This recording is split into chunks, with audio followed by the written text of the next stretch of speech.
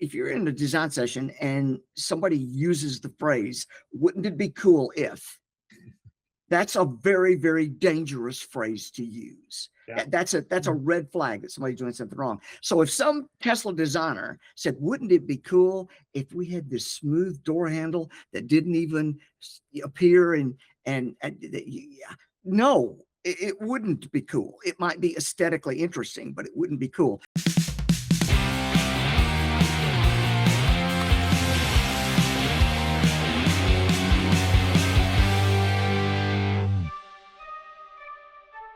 Hey everybody, I'm Eve Eden. And I'm Brian Crowley. Welcome to UX Murder Mystery. And Eve, who's our guest today?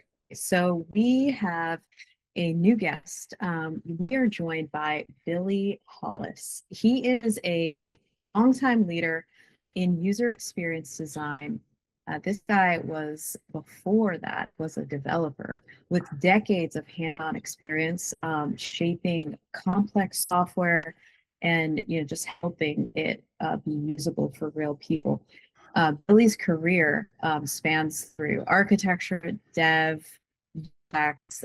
So he has this rare perspective on how products actually get built and where they break. So he's known around the Nashville area. That's how I found out about him. Actually, heard him speak at World Information Architecture Day in 2026.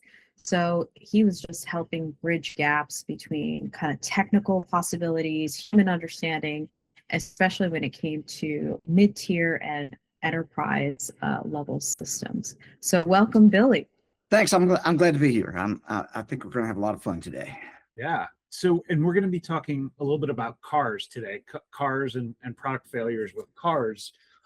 So Billy, Billy and Eve, I'm going to start with this story about this young man, a 20-year-old, ironically a design studies major at Syracuse.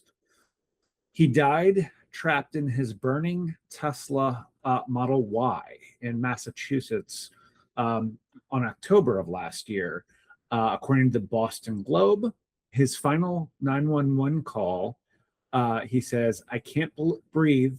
It's on fire. Help, please. I'm going to die." Again, this is in the Boston Globe and Bloomberg Law. The case is called Tremblay, I think I'm saying that last name right, versus Tesla. And it's filed in the District Court of Massachusetts. So we got to talk a little bit about the design decisions around Tesla that kind of led to this.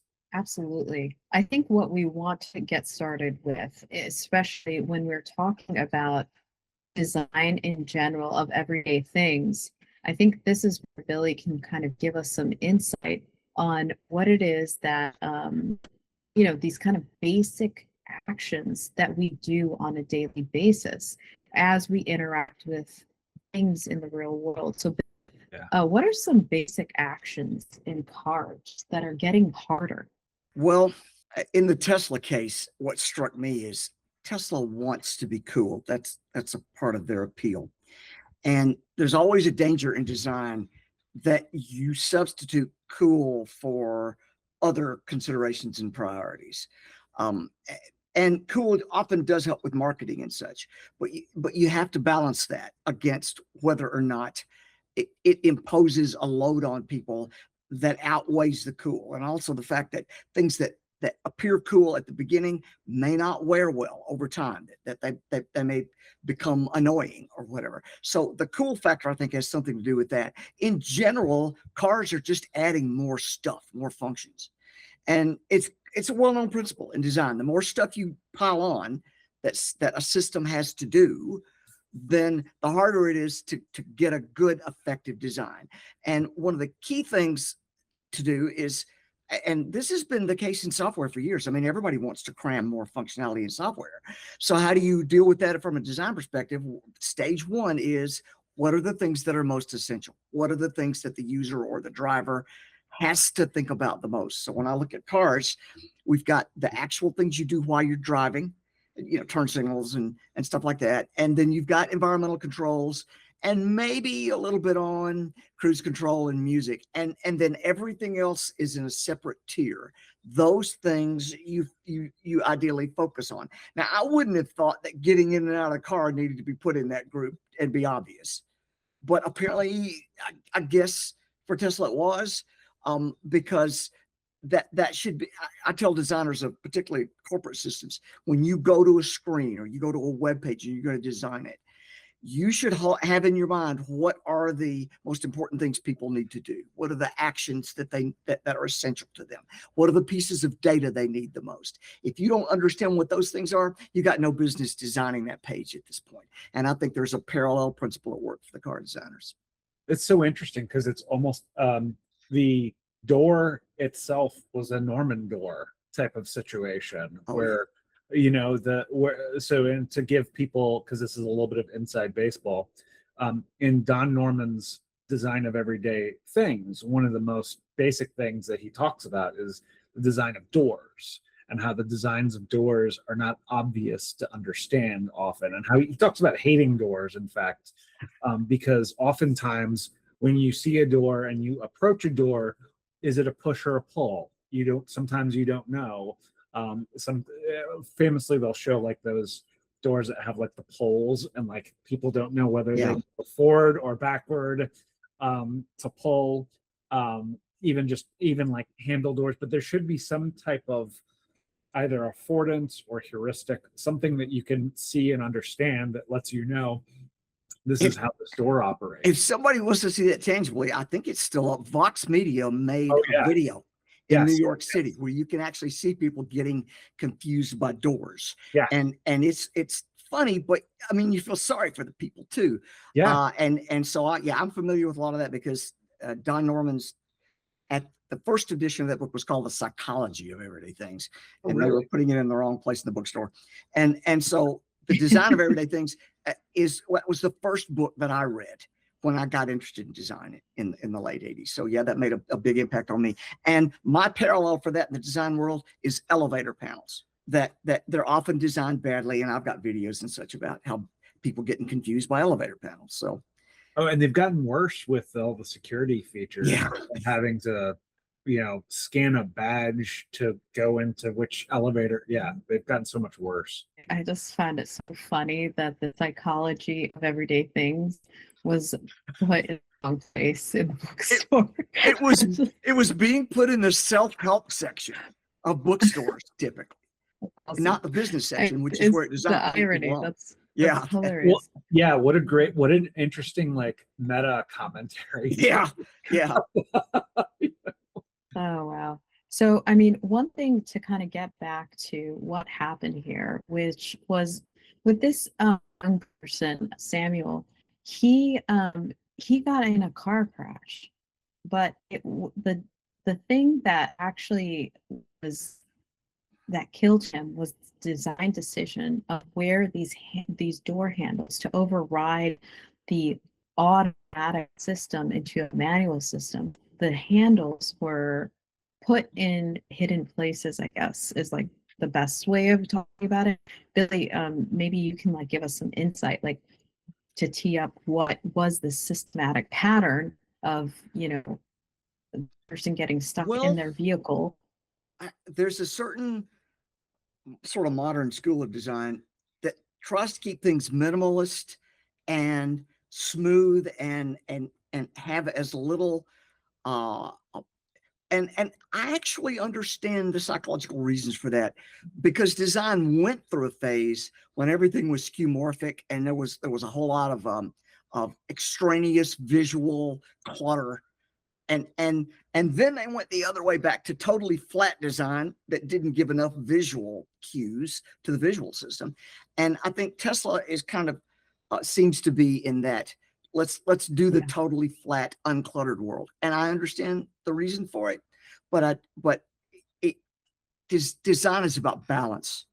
Anytime that you take a principle like that and you push it too far, you will get bad designs, because I teach classes on design and talk about design principles, and what everybody wants are rules. Design should be done like this, but there really aren't any. I mean, everything kind of trades off against other principles. And in the case of the minimalism, that trades off against the safety factors. And I mean, think about somebody using a car for the first time. If they drive out of the lot and they barely open that door maybe once and they get into that crash, man, you have to take into account that entire range of experience in the users. And if you have to make something that maybe your aesthetic people don't like as much, I'm sorry, you just do that, because the safety is an overriding factor, along with the ease of use under normal usage patterns. You want things to be obvious and transparent. So that's another case where you're talking about things being cool instead of being transparent. And to me, transparency in design is one of the very, very highest priorities. A good design should be one that people just use. They don't have to think about it. You shouldn't have to think about where the door handle is. A simple glance at the door ought to identify it for you so that you can get out of that vehicle quickly. So I think it was bad priorities on the part of the designers.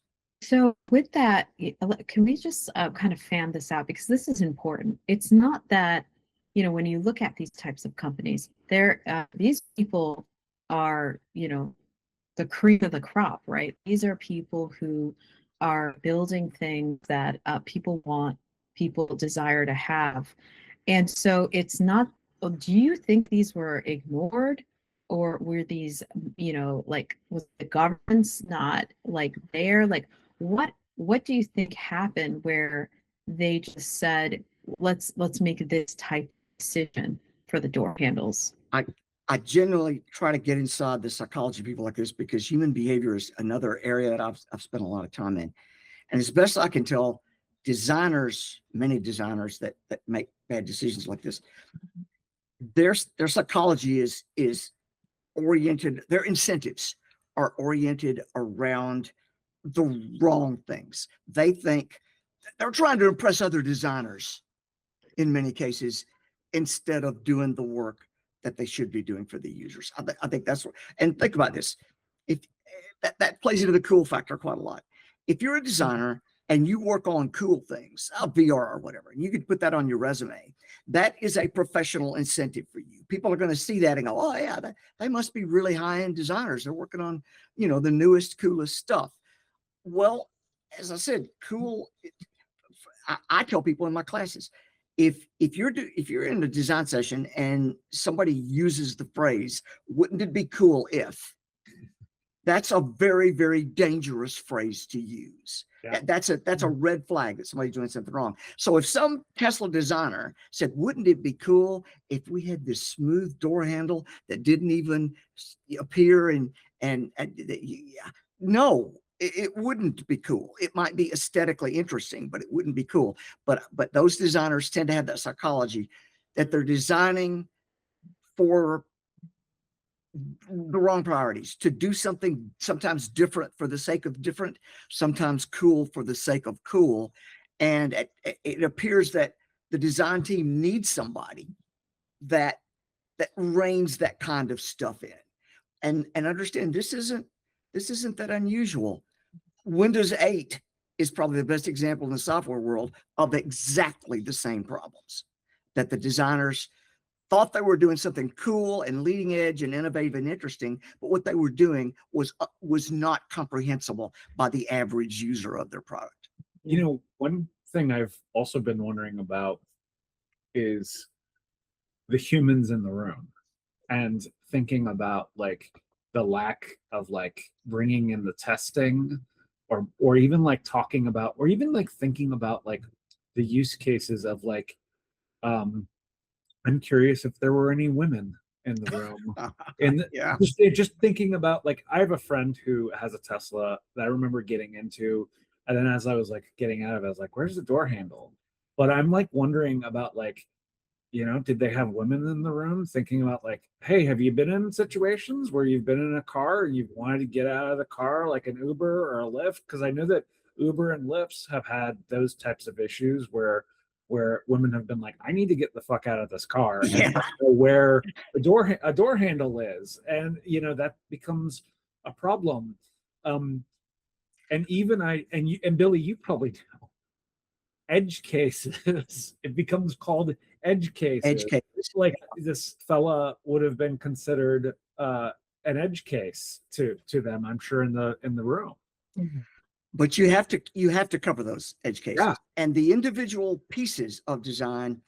See, one of the things that I see designers not doing, and I think kind of is a little add-on to the question you asked a few minutes ago, is there's a tendency throughout product design and development to be very granular about things. This design here, designer, you work on this thing. I can imagine there's one guy who was given the responsibility, do this door handle, make it cool.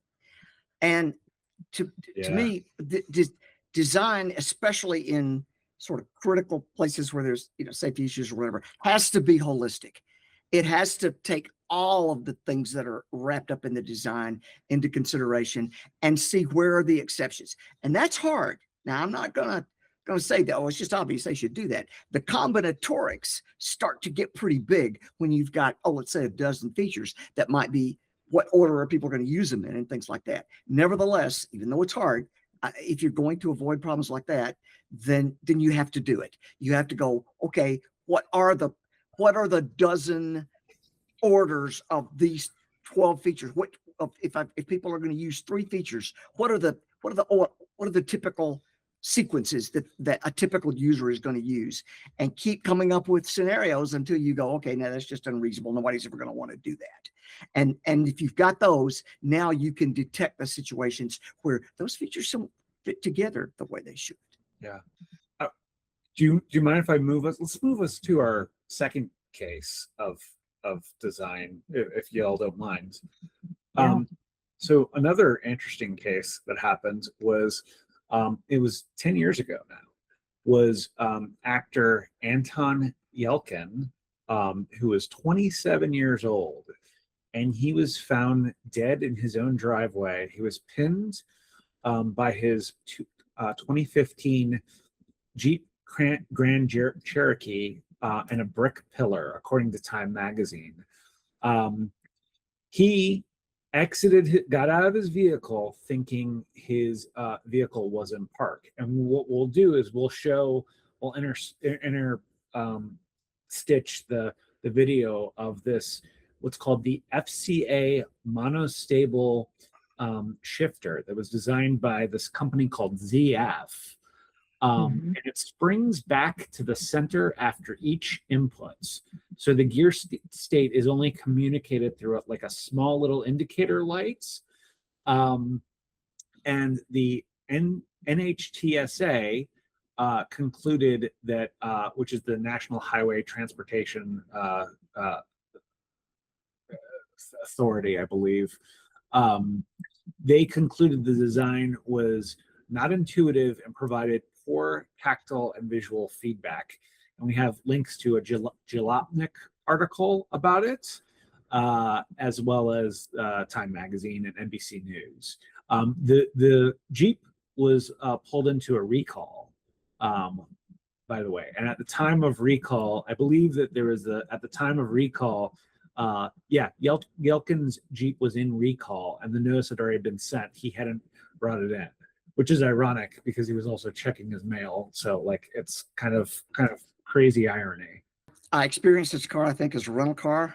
Oh, really? 4 or 5 years. Yeah, 4 or 5 years back. Wow. And it was a Chrysler. And yeah, it was confusing to me.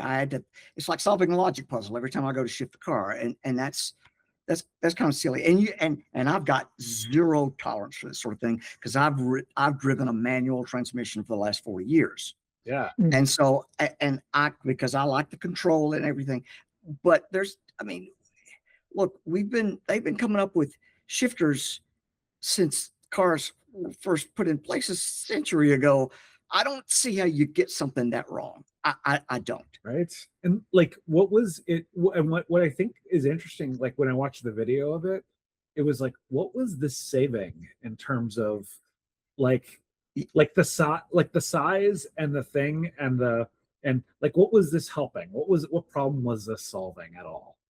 Well, that's something that one of our focus areas when we go into these companies is innovation, because it is my contention that there is huge headroom for innovation. Most companies in their corporate software do not use 10% of the available capability for innovation. Fine. So I'm a big proponent of innovation, but innovation, you have to be careful with innovation.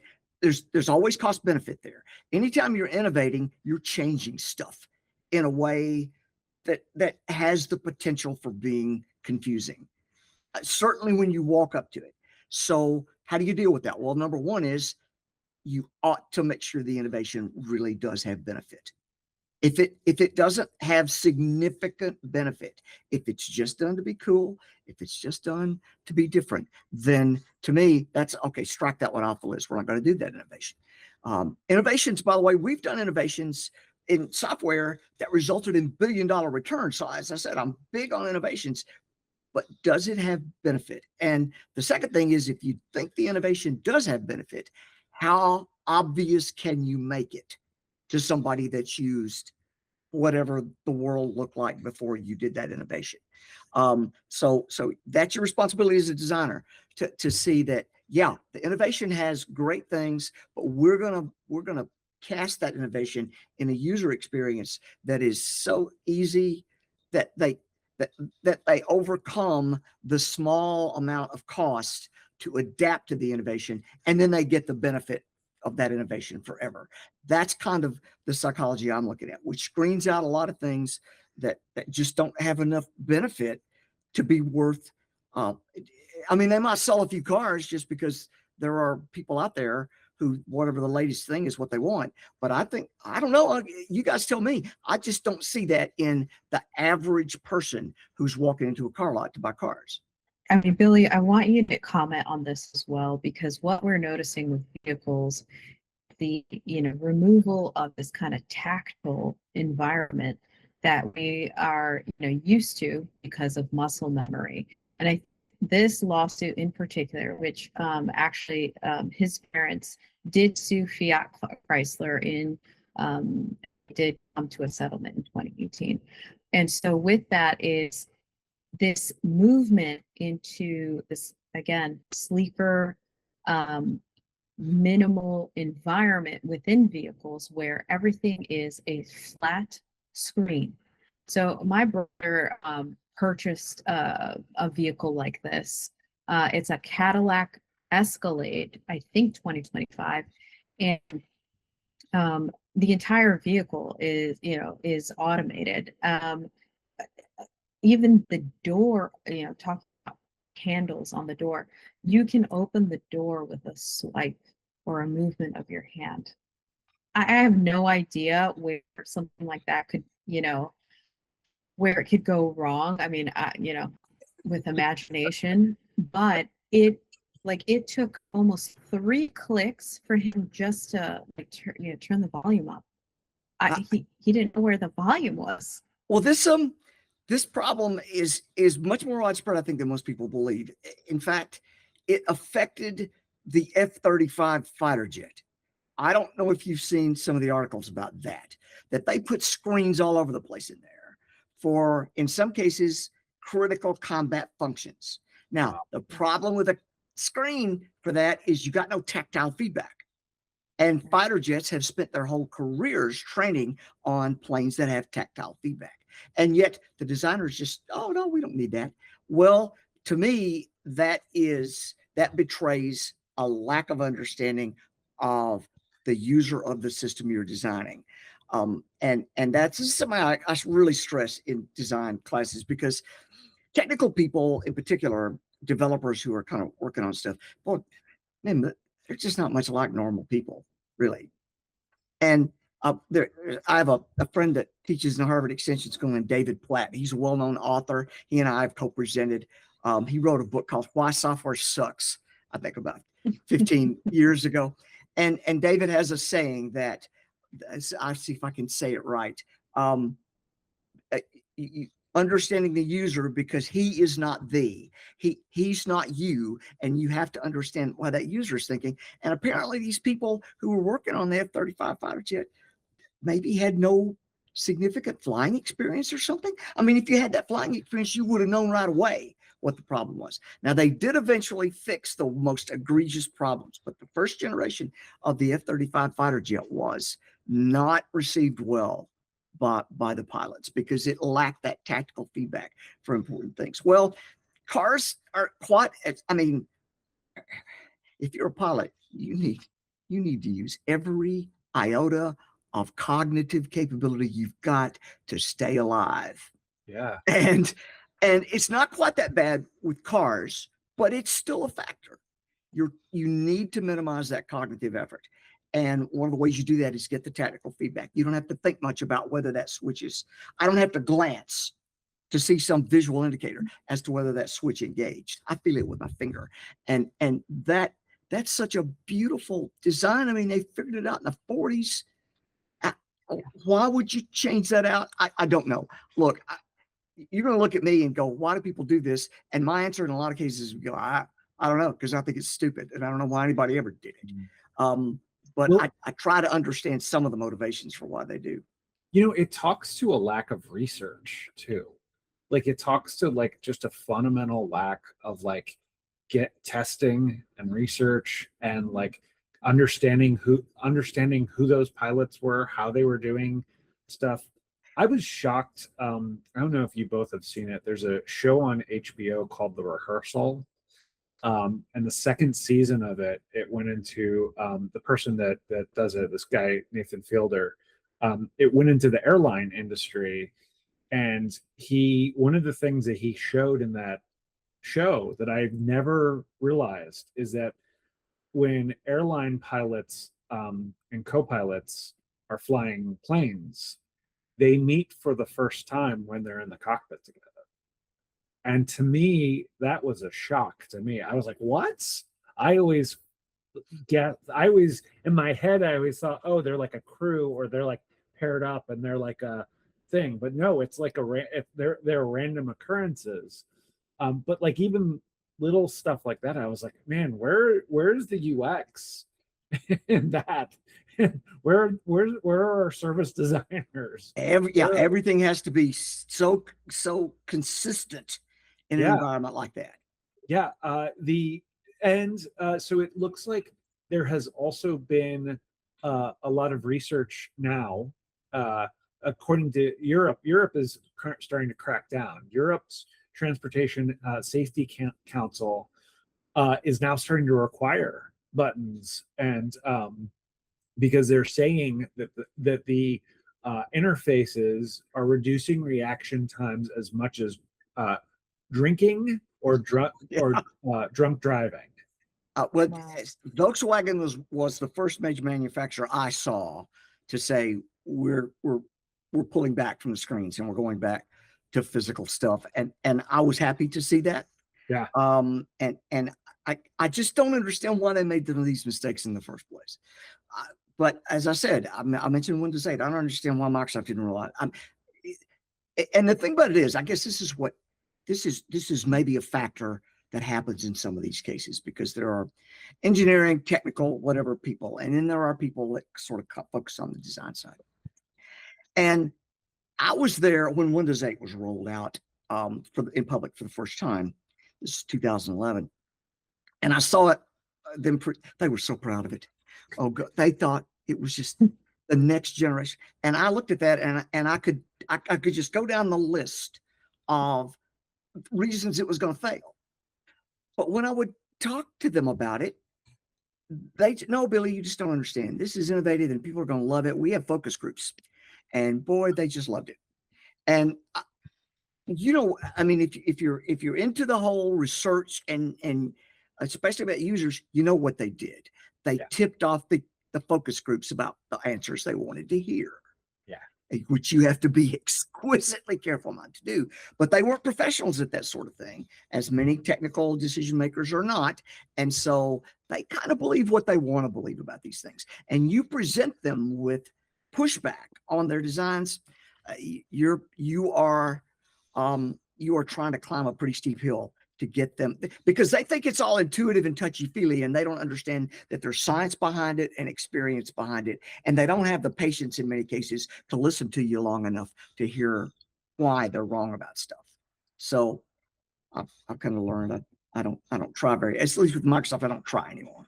Hey, Billy and Eve, can you both explain why for our audience, broader audience that doesn't know, can you explain to them why focus groups are a bad idea in UX research?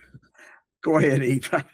I've got my own opinions, Right. but I'm sure you. Yeah, no, I'd love to hear from you first, Billy. I mean, for me, focus groups are something that I don't do as often anymore. They were something, especially early 2000s.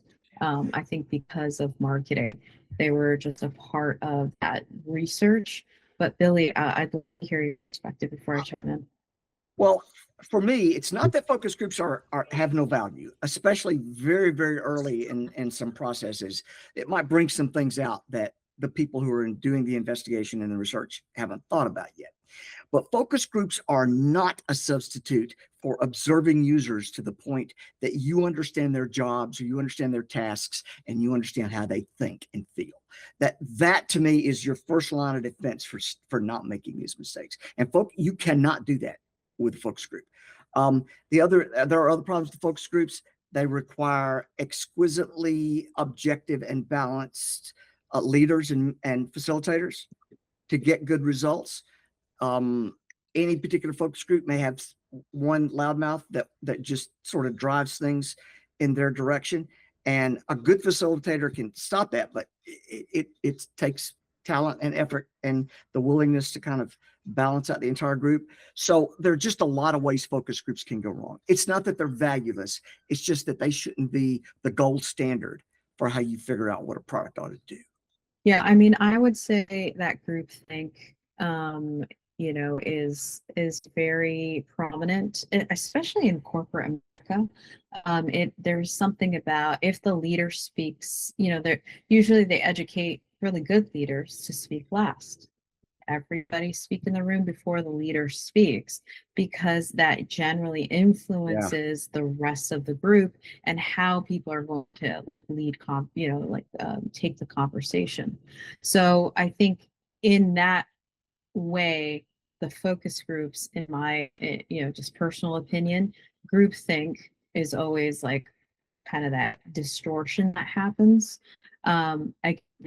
Almost like a hierarchy, social hierarchy that happens with the people maybe that are more, I don't know if extrovert is the right word, but Yeah, have that's a good more word. of that confident voice maybe in the room. And so then the quieter folks might not necessarily speak out as often. Oh, certainly when at various phases where I'm going to do group feedback of almost any kind, I'm going to strive to keep the managers out if I can.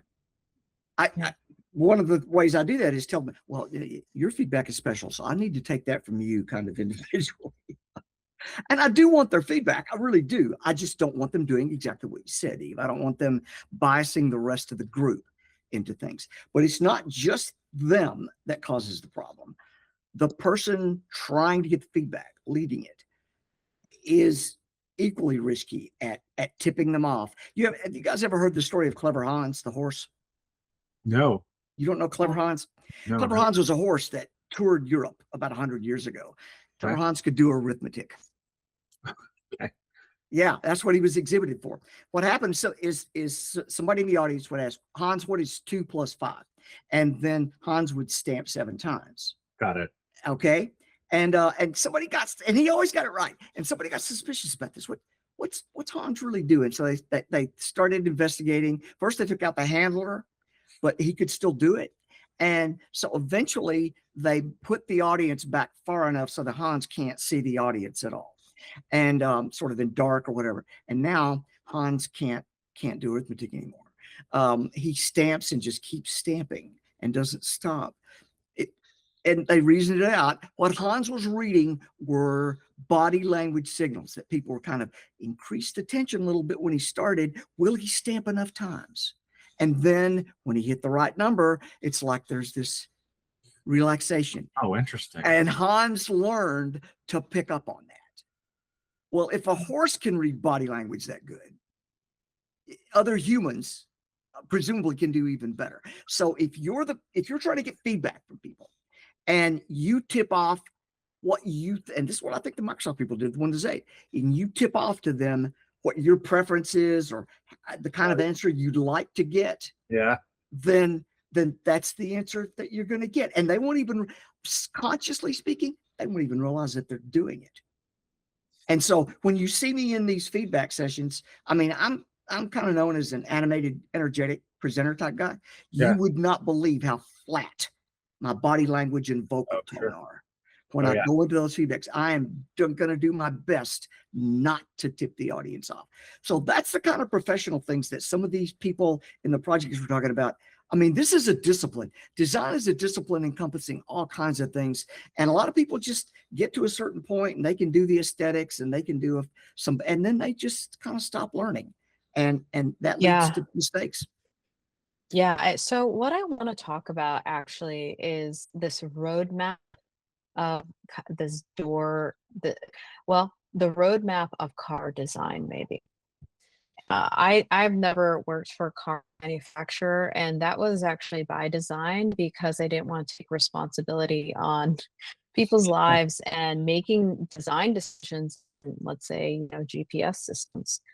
But one thing that I'm noticing, and I don't know if this is a stretch or you guys can follow me with how, robo taxi is something that just launched.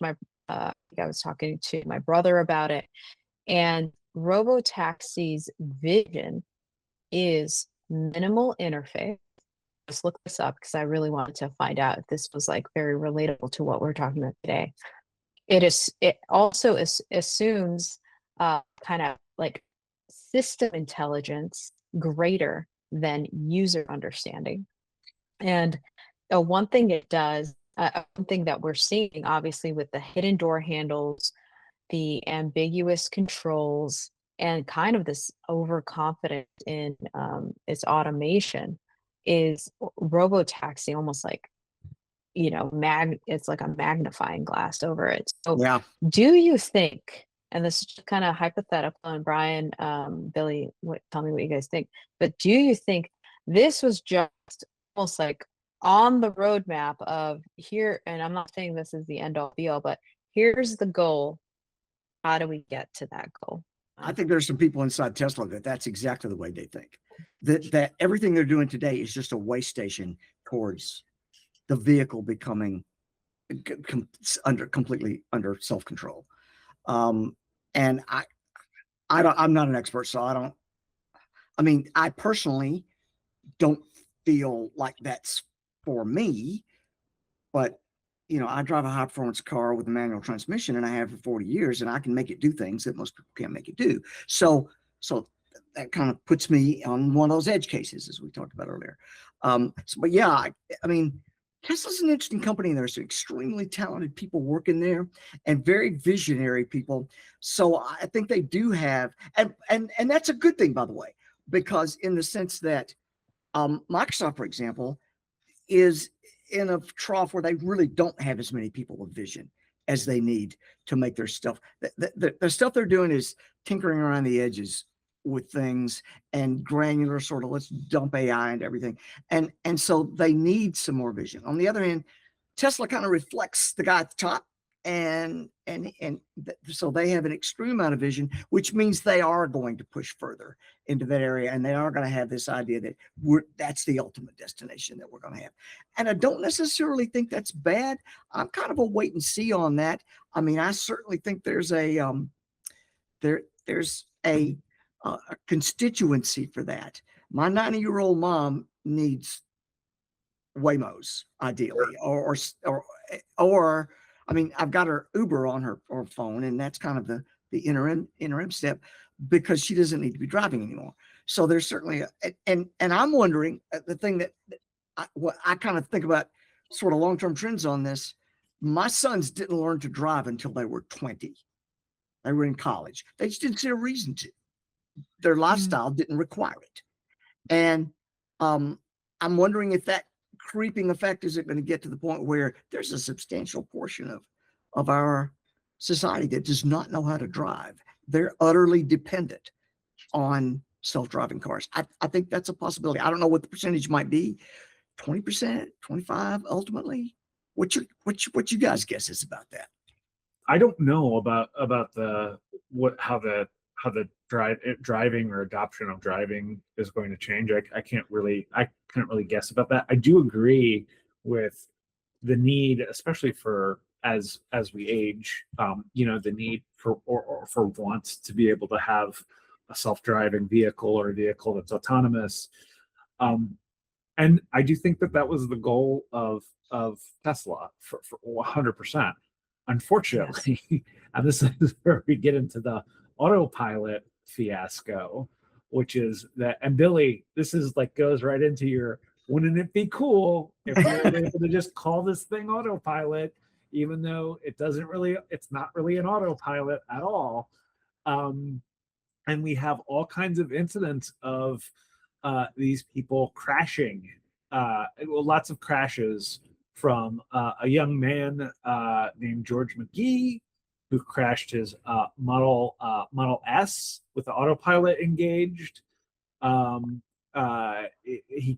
Killing a young lady who was 22 years old, and severely injuring her boyfriend. And then there was another gentleman, I think it was a while ago, who unfortunately went under a tractor trailer, kind of like a Jane Mansfield type situation, and was beheaded, I believe. But there have been multiple. Autopilot has been involved so far, according to Car and Driver. Autopilot has been involved in 736 crashes and 17 fatalities since 2019. Well, it's a very difficult area when you're evolving technology and such pretty rapidly. The best practices, the best designer in the world can't necessarily hit it right, just right out of the box. And then sometimes they don't hit it anywhere near right. So that all plays into the idea that they put all these safety warning kind of stuff in cars. Yeah. But past a certain point, now that's distracting. And they realize that. I mean, some of the heads up stuff and some of the constant blinking, there's somebody in the lane next to you and such. Eventually you overload people's cognitive systems, and now you're doing more harm than good with these things that are promoting safety. So I think they've now kind of gone the other way. Let's make it so people don't have to think about anything. And there's, as I said earlier, design is about balance. And I don't think that the industry has found the balance yet, and they're going to make the mistakes. And unfortunately, people are going to die and be hurt, and et cetera, in the process of finding that balance. But I don't necessarily see any way to avoid that, because I don't think at this point that designers are good enough to hit all those practices and find that balance perfectly the first time out. So it's got to be an evolutionary process. And I hate that, but that's just my conclusion.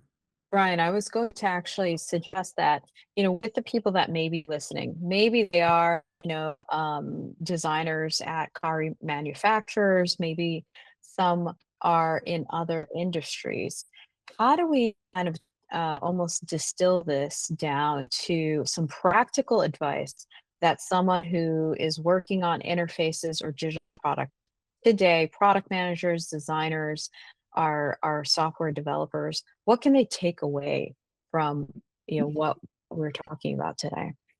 One of the things I would suggest that they take away is during the design, evaluation, et cetera, process, look for the emotional aspects of the people that you're observing, particularly frustration. If you see frustration, then that is the sign to just keep diving in on why they feel that way until you completely understand it. Because frustration is that signal that you got it wrong. And if you let that get all the way to production and you induce frustration in your customers, now that can be just rage inducing. It can degrade your brand.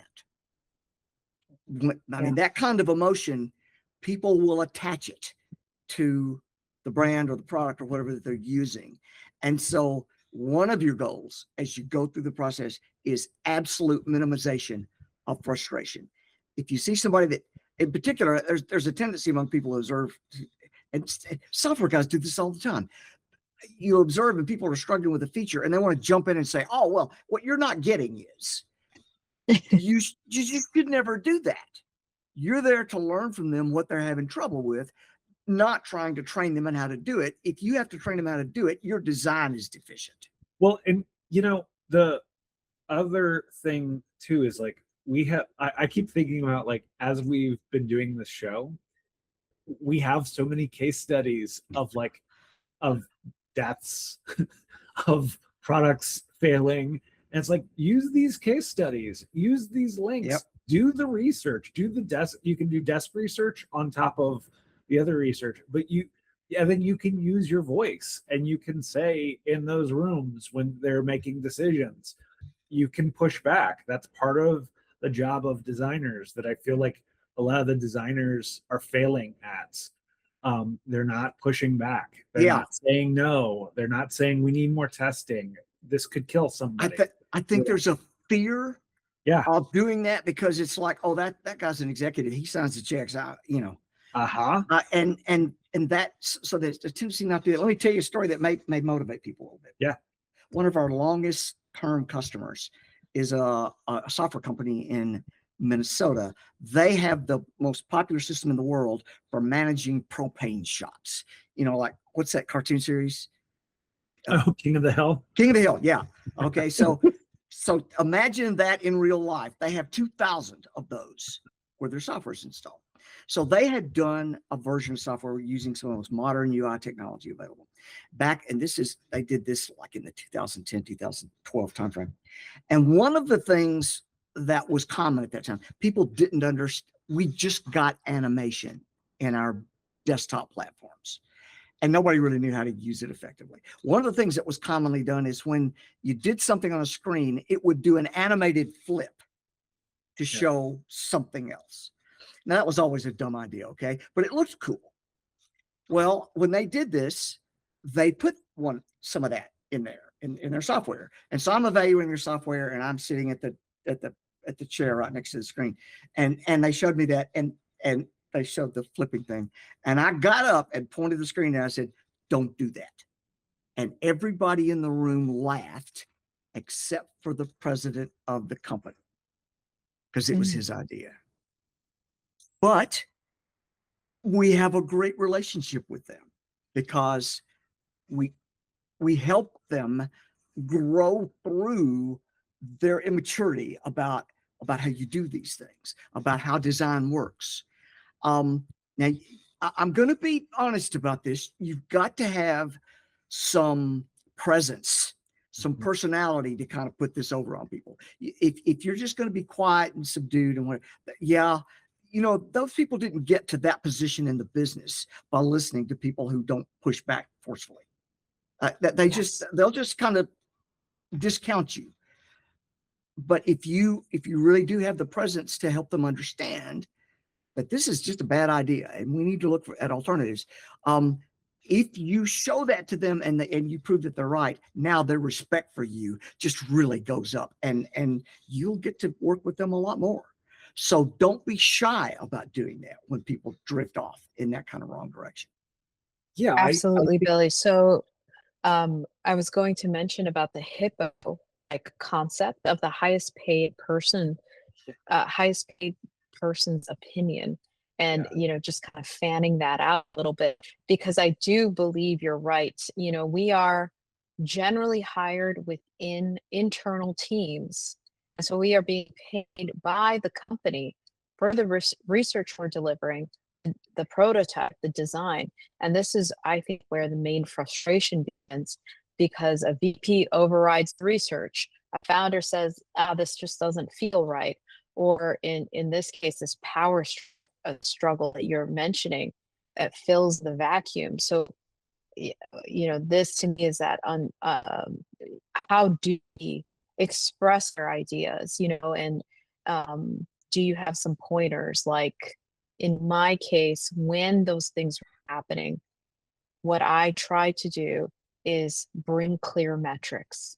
Every design decision we would make has it's a data-backed decision. Defining success criteria, I think, is crucial. And then, just a way to validate these decisions. But yeah. There are several techniques that I've used, and it kind of depends upon circumstances. So let's kind of go down through 2 or 3 of the most common. First of all, positioning is important. Their perception of you when you walk in the door is you want to make sure that they. We have a saying around our office that we're the pros from Dover. That's from the MASH movie. That we're the guys that are coming in and they perceive us as having knowledge and expertise that they don't have. And a lot of designers don't seem to. They say, I'm a designer. Doesn't that tell you everything? No, you have to work more on positioning. Meet them at a time and talk to them, and most of all, show an interest in solving their problems. When people understand that you're legitimately trying to solve their problems and you're not just trying to come in and soak them for some money to do something that has to be done, then you're going to do a lot better with them. Another technique is when they start getting dogmatic about stuff. As early in the process as it's possible for you to do it, get them on board with the idea of, I don't know that there's an industry standard term for it. I call it experimental design, that we're going to come up with lots of ideas to solve any given problem, that we're always going to evaluate those ideas against one another, that we're not going to solution lock into one thing that we come up with first, because if we do that, at least half the time, we're not going to get the optimal design out of that. So if you've established that allows you to finesse some things. So again, the real story kind of illustrates. I was working with a big transportation company, Fortune 1000 transportation company. I was working with 7 different teams doing design of their new system. And it is known that in modern UI, I'm not a big fan of data grids. I mean, there are places like in accounting software where they're fine, but in general, developers tend to use them just because they're easy. And so they knew that. And one manager said to me, well, Billy, I understand you don't like data grids. Well, it's not quite, that's an oversimplification, but I know my users, and my users love data grids. And I've promised them that they won't lose their data grids. This is before the design process for that group has even started. Wow. Now, but my answer was, well, we've committed to this idea of experimental design where we're going to have different capabilities, different designs checked against one another. We'll certainly do a data grid design, but for due diligence, we need to have other things to compare to it. So we're going to do other designs too, and we'll let the users ultimately decide. And now here's the thing. I haven't told him yes, that I'll just use data grids. And I haven't told him no either. And so now he doesn't know what to do, because a lot of these people are kind of, I just say it and you do it. And no, you have to kind of handle these people carefully. So we went through the design process with those people, and end of the day, there are no data grids in their new interface. And it is considered company-wide to be one of the best designs that they have. That's awesome. So I love it. You have to, but you're not going to be able to do that if you don't yourself have the confidence to know, yeah, I can do good design. I know more about design than this guy. I'm going to help him. I'm going to make him money. And giving into him is not the way to do that. Well, that's, you and Eve just brought up 2 excellent points too, which is that it's sometimes you have to meet people with what language they speak. Do they speak data? Do they respond to emotion?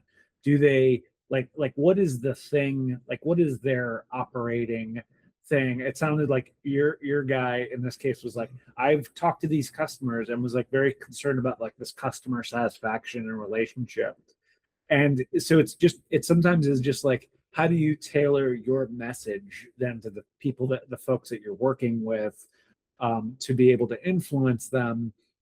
And then I think Billy, and I think both you and Eve said this earlier too, is like, I think like also like designers have to be like, you can go nuclear, and you can, by nuclear, I mean, you can be very impassionate about protecting the users and bringing the humans into the conversation, as long as you're like showing that, as long as you're displaying in some way that you are passionate for, you're advocating for the human beings on behalf of the business. Like we don't want to have our company have dead bodies and dead reputation and kill this product behind us. Or we don't even want to spend millions of dollars on labor. We don't have to, because our designs suck. Exactly. Absolutely. So I think that that actually goes in really well with, well, first of all, our industry is being empaths to the end user. And so in this case, how does a UX designer understand what the head of operations, what they care about, what is their position? You know, how do we understand their cost of that decision? And so what could someone do? Let's say they have maybe a difficult person they're dealing with within work, and they can't really get past them in, you know, let's say with a design or something that they'd like to innovate with, or a new feature, or something that they know is like a good thing to consider and weigh. Billy, what would you do, or how would someone, you know, tackle a difficult person, and really understand them from their point of view so that they can win over? One of the earliest things I'll do, especially if I sense that people are kind of in that category, is talk to them about, at a global level, where does your company make money? And at a more granular level, where do you contribute to that? People love to talk about their work. They love it. And it's essential understanding for you anyway, because that helps you prioritize what sort of things are important in design. Are we making a lot of errors? Are we making a lot of mistakes? How expensive are those mistakes?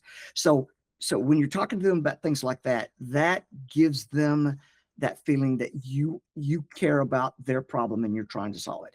I really feel like there is a tendency among designers to, I don't know exactly where it comes from. In some cases, lack of confidence, maybe, but that they just, they don't want to feel like they're business people. They don't want to worry about that aspect of it, that they're supposed to be creative and original, and that's enough, that's what they're bringing to the table. And it's your job to figure out, you know, what's important from the business perspective. Now, if you're going to operate at a high enough level in the company, you got to understand how that company makes money, and where its risks factors are and things like that. And when that's how your relationship begins with those people, everything else from there becomes much, much smoother. I'm curious to know, Billy, one question I have for you is, so do you see any difference between in-house? Eve and I have been talking a lot about like the in-house versus the consultancies versus another model of maybe another model of design. Like how do you see those the differences between those, and how they relate to stakeholders and business management? The internal design talent, and this isn't universal, but it is common, probably came out of the aesthetic web design world. The majority of those people did. And as a result, they don't tend to embrace some of the business stuff as much as a consultant that comes in. Look, if you're a consultant, you're running a consulting company, you understand business, or you go out of business. So you're already better positioned to come in and talk about some of these business aspects. But my favorite model is really collaboration. That I like it if they've got internal design people, but I am not shy about trying to help them see a bigger world of design than they're probably looking at right now, where for them, it's they get a brief or something, and they do wireframes and they churn until everybody's happy, or at least they're not too angry about it, and then they hand that over to somebody else, and that just what gets developed. And I feel like that is such a look, if that's what your conception of your job and design is, you're probably going to be replaced by AI in the next 5 or 10 years.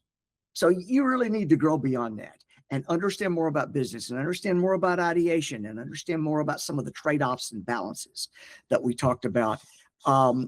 If you don't just want to see yourself, obsolete in your 40s because design just isn't done that way anymore. So yeah, the collaboration is the best model for me, partially because when I go in as a designer to help people, and usually we're talking about moving from some legacy something that they're trying to modernize and go into the real world. I'm trying to change the way they think about designing and creating software. I want the value of me and my team to persist long after we're gone. And my best customer, not every customer does this. There is a tendency of people to kind of fall back into their patterns after we leave. But that's maybe a third of our customers do that. But the rest of them, the most common phrase I hear is, we don't think about software development the same way anymore. We understand the importance of design. We understand how to do it. We understand how to talk to users. We understand how to factor in the business needs. When you teach the team, including the designers that are there, how to do that, and the product owners that are there, when you teach them to do that, now the value that you are supplying is going to go on long after you're gone, and they'll remember you for that. The vast majority of the clients we get are from other clients older clients saying, yeah, they did this for us. Why don't you go talk to them? This was amazing, Billy. I had such a good time listening to you. So This is great. thank you so much for coming on. You have to rein me in sometimes, because I've been doing this so long and I've got so many stories and learned so many lessons. And I've taught a week-long class on design, so I've got all this stuff up here. So I tend to babble, and I apologize at any point if I babble. Absolutely not. Oh, no. No way. How can people who want to learn more about you and your consultants, how do they find you? Well, our website is nextver.com, nextver.com. You can follow me on Twitter, X, I guess it's now Billy Hollis. And I'm on LinkedIn, and you can check that Billy Hollis Next Version. It's easy. I'm easy to find, and you can do that. I have video courses on design aspects, but most of them are pretty obsolete now. There's one at Pluralsight and one at LinkedIn Learning. But one way that I think is probably the best single way for somebody, if they're really interested in kind of what we do and whatever, for 1 or 2 times a month, I will give away like a half an hour, 45-minute session online for like a professional development, lunch and learn and things like that, where I encourage people, bring in the team. We'll talk about design aspects and some of the related aspects of how you do stuff. And I do that for free. And then 1 out of 20 of those people decide, oh yeah, these guys might be able to help us. I don't do any selling. I don't even send follow-up emails. It's literally as low a pressure as it's possible to be, but I enjoy doing it. It's a lot of fun. I've got a bunch of canned sessions. People can contact me and get the list. And yeah, I'll be happy to log on one day and talk to your team for a while. That's awesome. Thanks so much for joining us today. Oh, I thought it'd be fun, and it was. So I'm glad y'all enjoyed it too, and I hope the viewers do as well. Yes. So if you guys have comments or questions, please email us at questions@uxmurdermystery.com. All right, we'll see you next week. Like, subscribe, and follow, or become our next victim of bad UX. UX Murder Mystery is a joint production of Eve, User Experience Design Agency, and Crowley UX, where systems meet stories. It's hosted by Brian J. Crowley and Eve Eden. Edited by Kelsey Smith. Intro animation and logo design by Brian J. Crowley. Music is by Nicholas Lee. You can follow us at UX Murder Mystery. You can email us at questions@uxmurdermystery.com. UX Murder Mystery is a copyright 2025, Brian J. Crowley and Eve Eden. Thanks for listening.